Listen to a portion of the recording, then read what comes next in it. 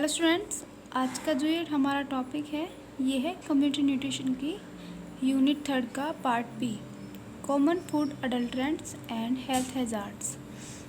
जो पहला टॉपिक है वो है कॉमन अडल्ट्रेंट्स, यानी जो सामान्य या बेसिक सी जो मिलावट होती है खाद्य पदार्थों में वो किस प्रकार की होती है या उन्हें किस तरह से मिलाया जाता है। विभिन्न प्रकार के पदार्थ मिलावट की दृष्टि से भोज्य पदार्थों में मिलाए जाते हैं। ऐसे करने का जो मुख्य उद्देश्य होता है ये ज़्यादा से ज़्यादा मुनाफा कमाने के लिए किया जाता है, जबकि कुछ मिलावट भोज्य पदार्थों में जैसे किसी बर्तन में या काफ़ी टाइम के लिए संग्रहण यानी इकट्ठा करके रखने के लिए जो की जाती है, तो उस समय ज़्यादा दिनों तक वो सामान जो हमारा खाद्य पदार्थ है किसी कारण या नमी के कारण या किसी भी वजह से वो संदूषित यानी ख़राब हो जाता है, जो कि एक प्रकार की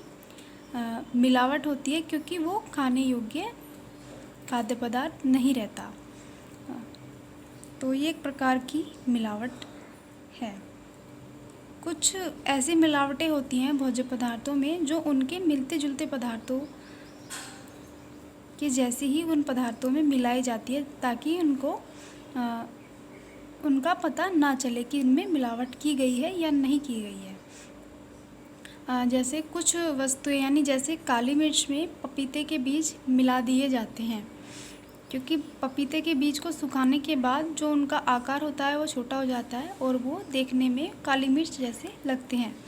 तो कई बार मिलावट की दृष्टि से उनमें काली मिर्च में पपीते के बीज मिला दिए जाते हैं। इसी तरह धनिये में लकड़ी का बुरूदा मिलाया जाता है, क्योंकि इसमें ज़्यादा प्रॉफिट कमाने के लिए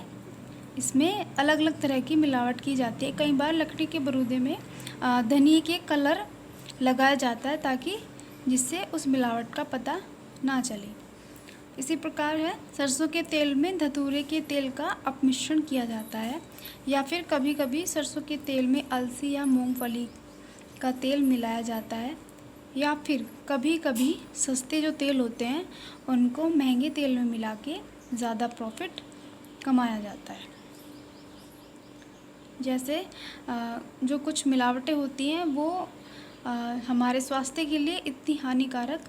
नहीं होती, जैसे दूध में पानी की मिलावट की जाती है,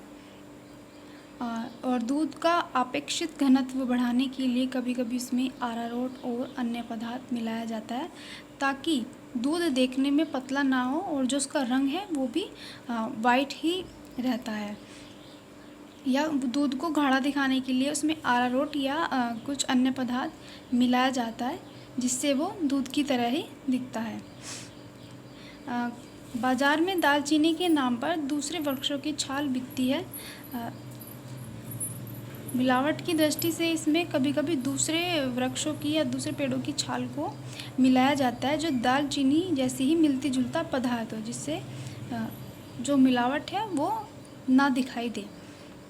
मिठाइयों में भी कभी कभी शुद्ध चांदी के वर्क के स्थान पर एल्युमिनियम के वर्क का उपयोग किया जाता है, जो कि हेल्थ के लिए काफ़ी हानिकारक होता है। अरहर की दाल या बेसन में तेवड़ा यानी केसरी दाल काफ़ी मात्रा में मिलाई जाती है, जो कि स्वास्थ्य के लिए अत्यंत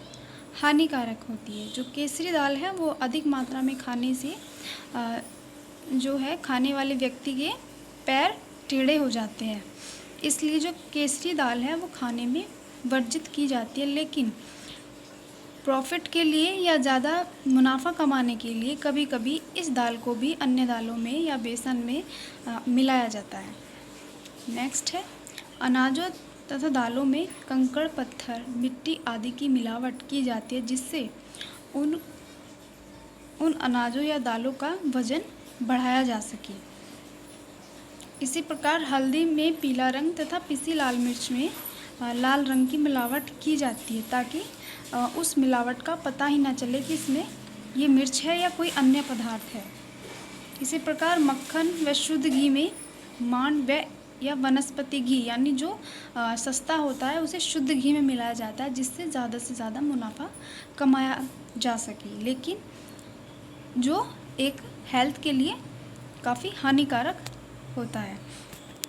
इसी प्रकार हमारे भोज्य पदार्थों में अन्य तरह की मिलावट की जाती है। जैसे खाद्य पदार्थों में रंगों की भूमिका महत्वपूर्ण होती है और मिठाइयों के अतिरिक्त रंगों का उपयोग आइसक्रीम, शीतल पेय, आइस कैंडी, मुरब्बे, गीली चॉकलेट, कस्टर्ड आदि में किया जाता है।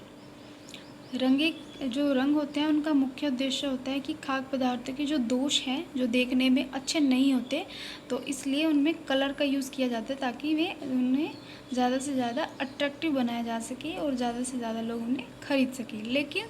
कभी कभी खाद्य पदार्थ को अट्रैक्टिव या ज़्यादा आकर्षक बनाने के लिए उसमें रंगों का यूज़ जो उसकी लिमिटेड मात्रा होती है उससे कहीं ज़्यादा मिलाया जाता है, जो कि हेल्थ के लिए काफ़ी हानिकारक होती है, एक प्रकार का जो स्वास्थ्य संकट पैदा करती है। इसी प्रकार चावल को हल्दी में मौजूद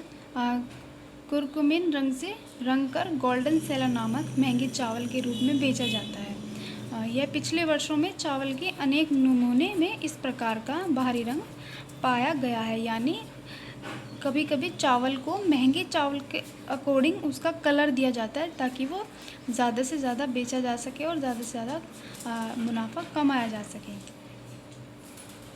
मिलावट की प्रवृत्ति से होने वाले स्वास्थ्य संकट की रोकथाम के लिए यह आवश्यक है कि बिक्री वाले सामान के गुणों की सख्ती के साथ जांच की जाती रहे और उपभोक्ता को सामग्री का जो मूल्य है, रंग है, उसके अच्छे लगने के आधार पर ही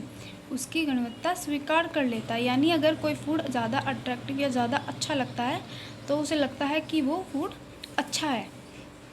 लेकिन वास्तव में गुणवत्ता क्या है, जो उसकी डेफिनेशन ये है कि सामग्री अगर अपने असली रूप में हो, यानी जो उसकी प्रकृति है या वो जो चीज़ उसकी जो क्वालिटी है वो उसी क्वालिटी में रहे,